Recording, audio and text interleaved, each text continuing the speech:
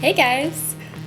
In honor of The Walking Dead coming back, I wanted to try a zombie that looked a little bit different from my style but tried to incorporate more of a Walking Dead style. So I made my own zombie brows, made a zombie mouth with exposed teeth, and tried a bit more of a full-on dead face paint look. Alright, let's get into it. So first of all, I'm prepping my model Lucas's skin with Dermagard, which is like a barrier foam, and letting it sit for 5 minutes, and this will make your skin a bit more protected through all the glues and removers and alcohol paints.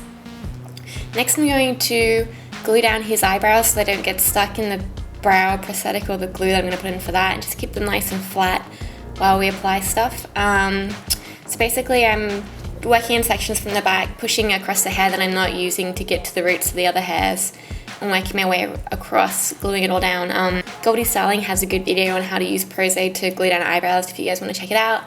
And once I've got it all covered, I'm going to blow dry it a little bit to speed up the gluing process. And then a tip that I got from Eliza at IMATS is to use like a big powder puff covered in powder, and just really like put quite firm pressure on it. Put your hand on the back of the head and put quite firm pressure on the powder puff just to really flatten out those brows against the face. Once I've done that, I'm going to put a second layer of Prosade just to get it really smooth, and then again blow dry that, and then powder and push the hairs flat against the face.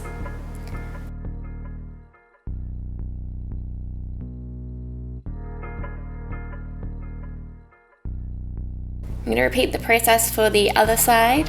I'll just skip through that part so it's not repetitive.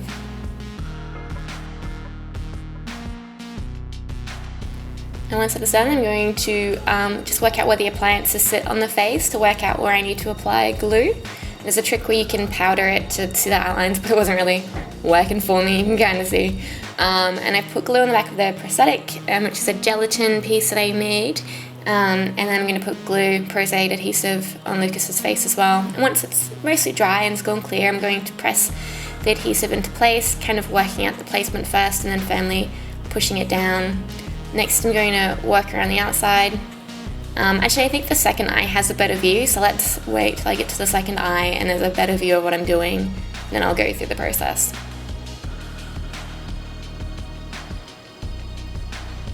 So that's number one brow done. You can see it doesn't quite cover his eyebrow because these were designed for me on my face, but that's okay.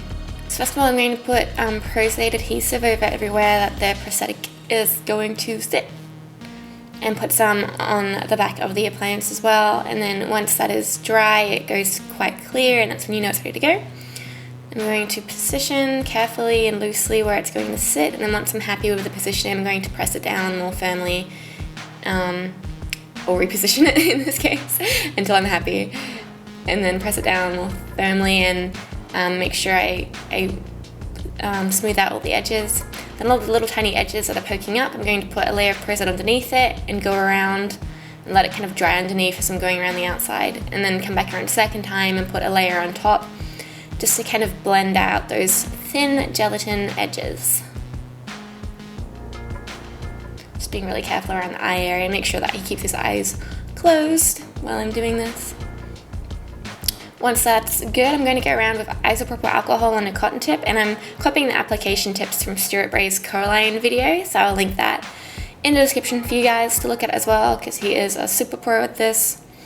I'm just going to fix up a couple of edges with some more Prosade adhesive, and I'm going to powder that Prosade adhesive. Oh wait, I skipped a step.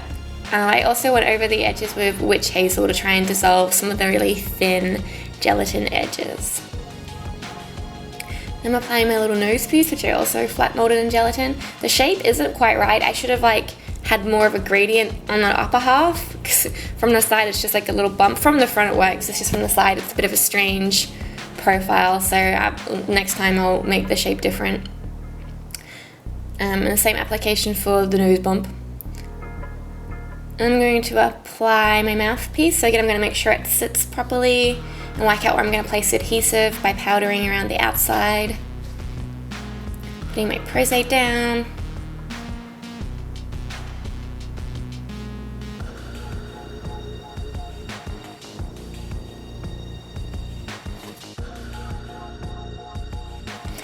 put some on the back of the appliance as well. And once it's dry and mostly see-through, I'm going to put the bottom lip down first and line it up, and then push down the top lip, make sure it's fitting properly, and then just use a paper towel for like not sticking to it to put firm pressure and stick it all down. I'm just going to put a layer of glue over the teeth and try to make sure they stay in properly because they were kind of falling out again.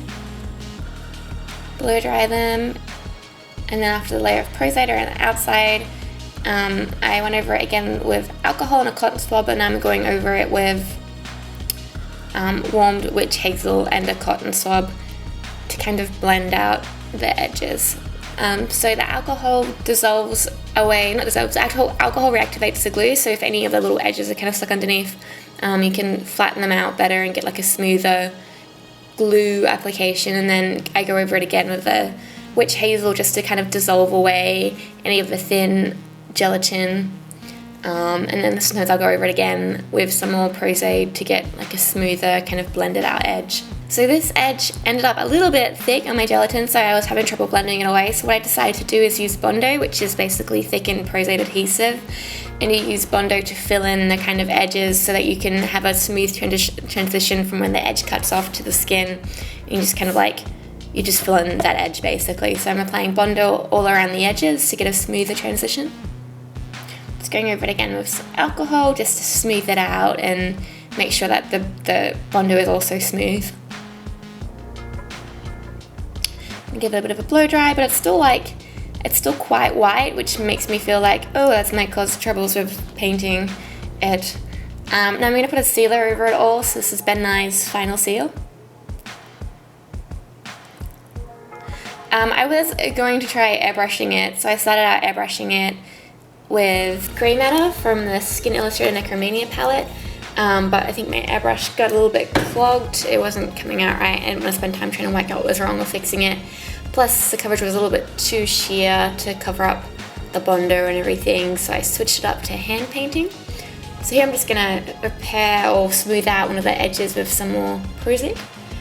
So I switched to my Thomas Cyprian Zombie Matinee Pax paint, and with my large stipple brush from his Special Effects line of brushes by Delium, which is number 195, started stippling lightly the colour Gravely Ashen over Lucas's face, and my camera did cut out here, unfortunately. But then I switched it up to the smaller stipple brush, number 193, with the colour Cadaver.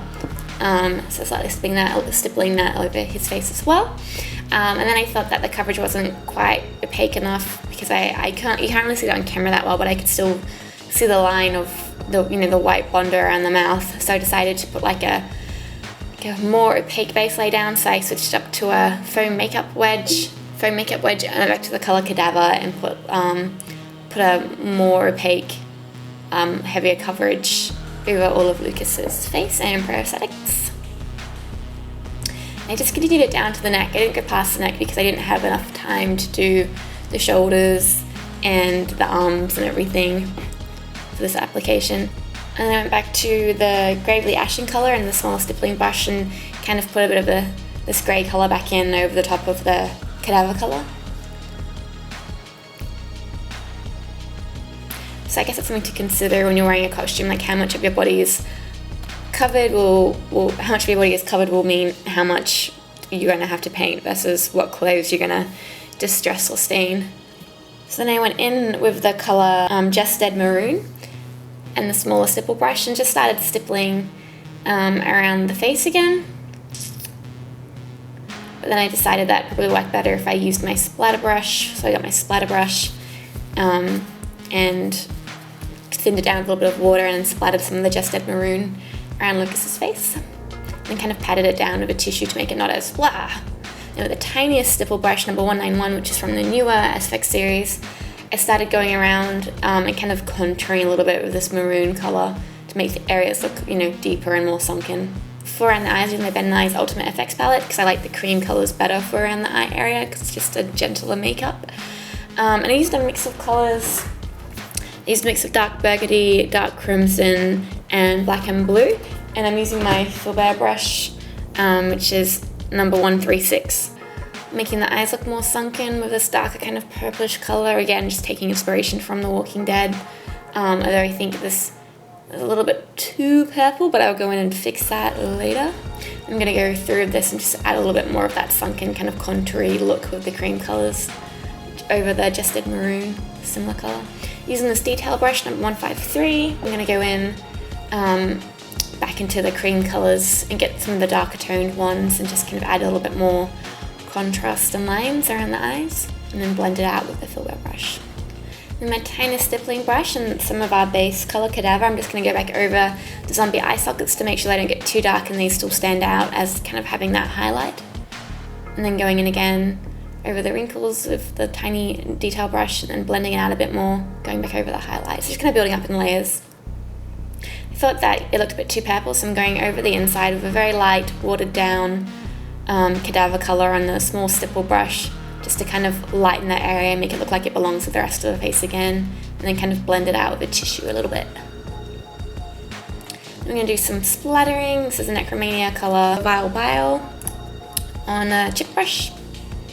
This is alcohol activated paint, so it's good for light translucent washes. Look, it's drying out. I'm going to put some Darth Moss color in there and stipple that across the face as well. Then on my little detail brush and some Darth Moss, I'm going to go over the eye area again and try and make it look less purple, this kind of brownish color, and kind of go through and give a little bit of detailing around the eyes and the contour areas over the nose.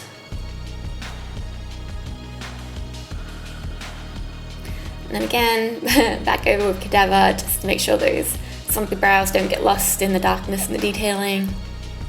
Lost in the darkness. I'm going to number 128 now. I'm just going to put a curved detailing brush to put in the gum color, and I'm using a mixture of the Coral Adjuster from the Flesh Tones palette, which is kind of a gummish color, and then mixing it in with Darth Moss. I think I may have also used some of the Cedar Brown from the Flesh Tones palette to make it look a bit more rotten. Just painting that over the gums. With my dark aged blood color from the Skin Illustrator FX palette, I'm going to go around the outside where it's kind of rotted off and put this aged blood in, and all the little rotten bits, put it in there as well. A little bit over the teeth. And Darth Moss, I'm going to go in and put that also into the little rotted with the Darth Moss, I'm going to go back in and put that also into the rotted bits to kind of make them look, I guess, rotten and deeper. And then this is Cedar Brown from the Skin Illustrator Flesh Tones palette again. I think it looks like Cedar Brown. Maybe a mix of Cedar Brown and Darth Moss because it looks a bit warmer. Just adding in those two browns. And then I'm also going to splatter a little bit of the Cedar Brown just to warm up the face. Add a bit more warmth in there. A bit more dirt. We've got baby powder in the hair to make it look kind of ashy. Wipe it off the face. I also added a little bit of shampoo to make it look a bit greasy. These two techniques work especially well if you have long hair to make it look really creepy. I'm going to go back in again with some more Cadaver on the small stipple brush and a foam sponge to blend it out, just to lighten up that inner eye area, make it not look so purple, make it fit into the rest of the face. Because I've gone over that, I'm just going to go with the detailing again a little bit, tiny bit more with the Darth Moss and the detailing brush again.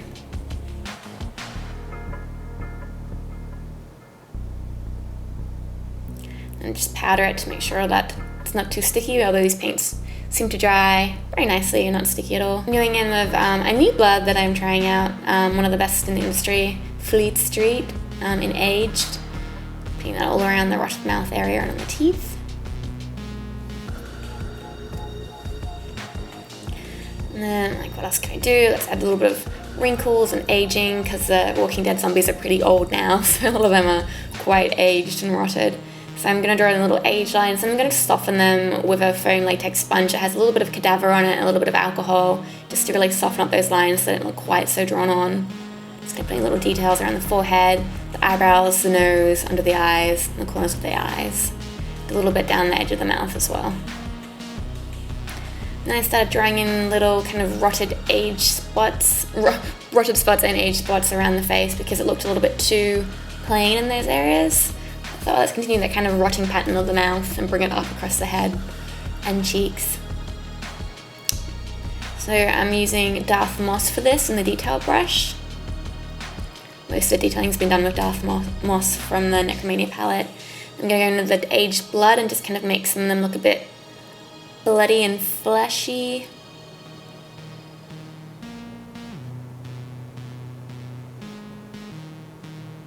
Add a bit more blood around the mouth area.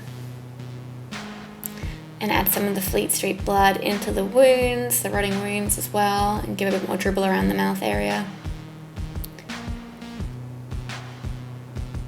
Try and add a bit of dribble in some of the wounds as well. Just like try and get that organic dribble just by placing enough blood so it dribbles down by itself. Then when I stood back and looked at this, I'm like, oh, it looks a bit too polka dotty and red.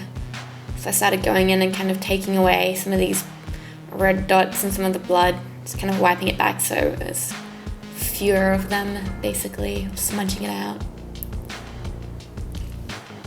Put on the contact lenses and that made a world of difference.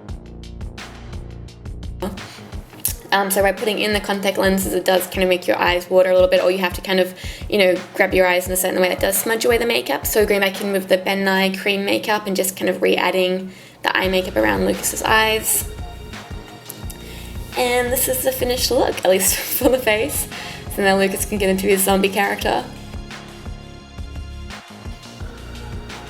Look at some of the details.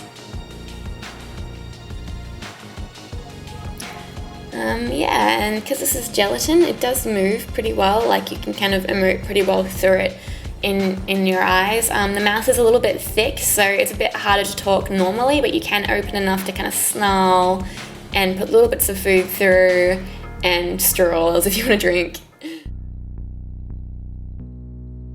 We got these contact lenses from an optometrist here. They're by the brand Colorview. I think they're called Jigsaw. And I strongly urge you to go to an optometrist if you're considering putting in contact lenses, because a lot of the cheaper ones can be quite damaging to your eyes. I've had a corneal scratch before and they're not fun. And some people can have a lot greater damage, that is permanent blindness from contact lens misuse. Just from them not having enough oxygen going to the retina. So go to the optometrist, make sure that your eyes are suitable to have a contact lens in if you're going to wear them, because contact lenses are one size fits most, not one size fits all. And just check that that particular contact lens that they ordered in for you does sit properly in your eyes. They can show you how to safely remove and insert them. And these actually cost me less than it would cost me to go to an accessory store and buy them, because in Australia you can have free eye exams and everything, which is pretty sweet. But if you can't afford that and can't afford to get the nicer contact lenses, I would suggest just not wearing them at all, because it's way better to be safer and have your vision than to be in pain or be blind from, a Halloween costume. Alright, rant over. Public safety announcement over.